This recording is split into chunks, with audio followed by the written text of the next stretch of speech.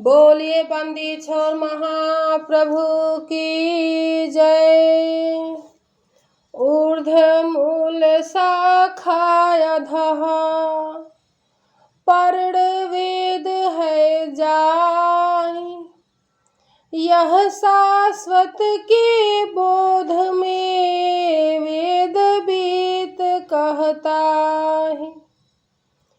जिसका मूल ऊपर को है और शाखा नीचों को है, एवं वेद जिसके पत्ते हैं, जो इस नित्य ब्रह्म वृष्टि को जानता है उसे वेद वेत्ता कहते हैं। इस ब्रह्म वृक्ष की मूल शाखा और पत्ते को जानने वाला वेद वेत्ता है। इस ज्ञान रहस्य को ब्रह्मनिष्ठ सद्गुरु द्वारा जानने का प्रयत्न करें। दो पक्षी एक वृक्ष पर करे निरंतर वास। एक असन फल करत है, अन्य रह सदा उदास। प्रकृति रूपी वृक्ष पर जीव और ब्रह्म रूपी दो पक्षी निवास करते हैं। एक पक्षी अर्थात जीव उस वृक्ष के फल को खाता है और दूसरा पक्षी ब्रह्म उस वृक्ष के फल को न खाकर सदैव अलग उदास रहता है। प्रकृति भोग्य है और उसका भोक्ता आत्मा है। इन दोनों से भिन्न पर ब्रह्म है, जो दोनों का दृष्टा सर्वेश्वर है। इसी तरह प्रकृति और अध्यात्म में अंतर है। प्रकृति के जितने अंधकार में मनुष्य है, जो ब्रह्म विद्या का उपदेश नहीं लिए हैं, वो सिर्फ धन दौलत और खाने पीने को अपना सब कुछ समझते हैं। और उसी में दूसरा जीव है जो प्रभु का प्रचार प्रसार में लगा हुआ है, ध्यान साधना किया है और प्रभु का सेवा करता है। वो हमेशा उदास रहता है, क्योंकि वो देख रहा है कि सत्य क्या है और असत्य क्या है। फल खाने से हमको क्या मिलेगा और नहीं खाने से हमको क्या मिलेगा, और इस चीज़ का ज्ञान सिर्फ व सिर्फ एक सद्गुरु सदाफल देव महाराज के भक्त और शिष्य को ही पता है, जो साधन भजन करता है। फल भोगी बंधन पड़े, बिन भोगी सितराज। सदा निरंतर खेलता, महिमा जासु विभाज। प्रकृति रूपी वृक्ष के फल को खाने वाला जीव बंधन में पड़ता है।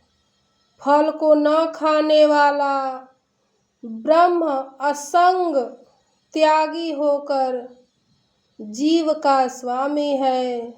वह सदैव प्रकृति में आकाशवत असंग रहता है। उसकी महिमा उज्जवल है। दो सुपर्ण स्वजाति में सखा रहे एक साथ।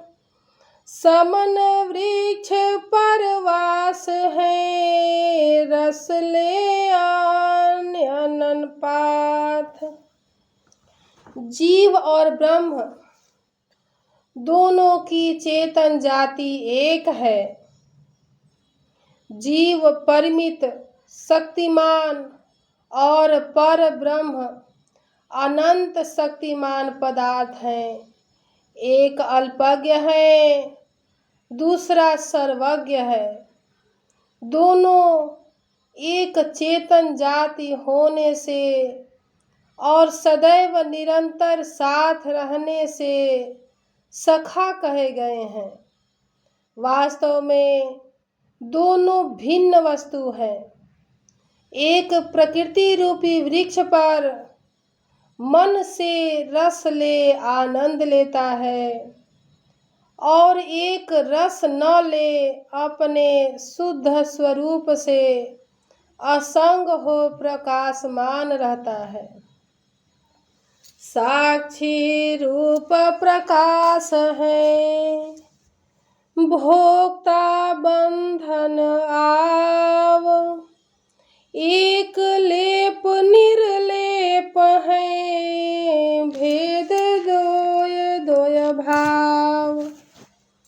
एक पक्षी अर्थात पर ब्रह्म प्रकृति रूपी वृक्ष के फल को खाने वाली आत्मा को देखता है।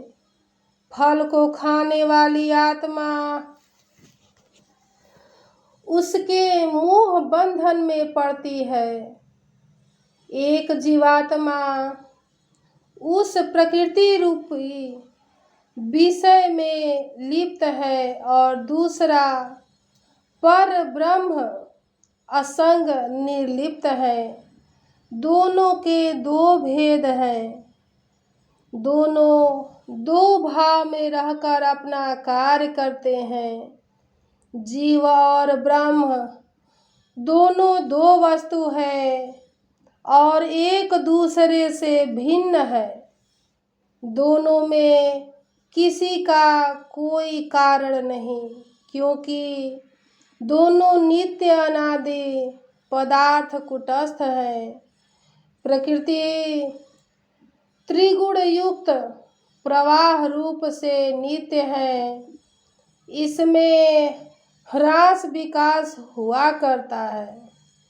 सद्गुरु अलख लखाइया, आप दर्शाय, बीज वृक्ष विस्तार में महिमा आप जनाय।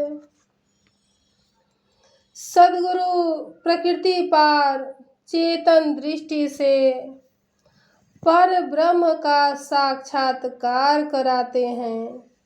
सद्गुरु अनन्य शरण या सुपात्र उत्तराधिकारी को वे अपने चेतन प्रभा देकर यौगिक ऊर्ध प्रवाह को खोल देते हैं, जिसके द्वारा चेतन पर ब्रह्म का प्रकाश द्वार और अक्षर का दिव्य प्रकाश अनुभव में प्रत्यक्ष हो जाता है।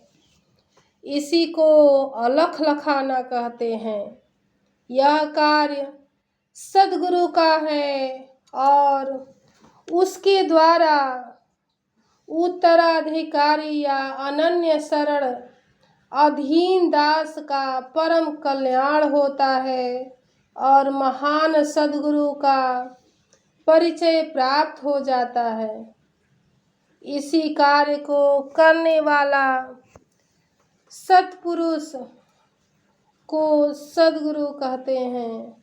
पर ब्रह्म की प्राप्ति सद्गुरु द्वारा होती है। जब वे अपनी चेतन प्रभा शिरोव्रत अधिकारी में फेंक कर उसके अज्ञान अंधकार को नष्ट कर ऊर्ध्वमूल के ऊपरी प्रकाश को दिखला देते हैं।